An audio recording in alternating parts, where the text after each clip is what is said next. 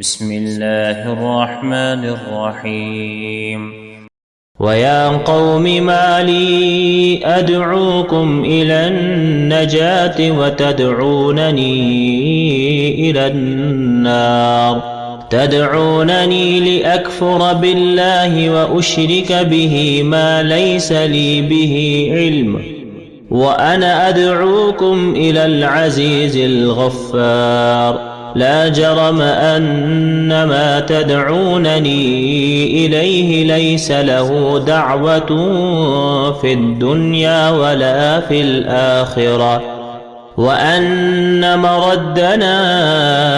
إلى الله وأن المسرفين هم أصحاب النار فستذكرون ما أقول لكم وأفوض أمري إلى الله إن الله بصير بالعباد فوقاه الله سيئات ما مكروا وحاق بآل فرعون سوء العذاب النار يعرضون عليها غدوا وعشيا ويوم تقوم الساعة أدخلوا آل فرعون أشد العذاب وإذ يتحاجون في النار فيقول الضعفاء للذين استكبروا إنا كنا لكم تبعا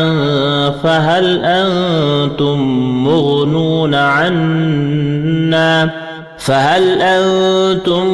مغنون عنا نصيبا من النار قال الذين استكبروا إنا كل فيها إن الله قد حكم بين العباد وقال الذين في النار لخزنة جهنم ادعوا ربكم يخفف عنا يوما من العذاب قالوا أولم تك تأتيكم رسلكم بالبينات قالوا بلى قالوا فادعوا وما دعاء الكافرين إلا في ضلال إنا لننصر رسلنا والذين آمنوا في الحياة الدنيا ويوم يقوم الأشهاد يوم لا ينفع الظالمين معذرتهم ولهم اللعنة ولهم سوء الدار ولقد آتينا موسى الهدى وأورثنا بني إسرائيل الكتاب هدى وذكرى لأولي الألباب فاصبر إن وعد الله حق واستغفر لذنبك وسبح بحمد ربك بالعشي والإبكار إن الذين يجادلون في آيات الله بغير سلطان أتاهم إن في صدورهم إلا كبر ما هم ببالغيه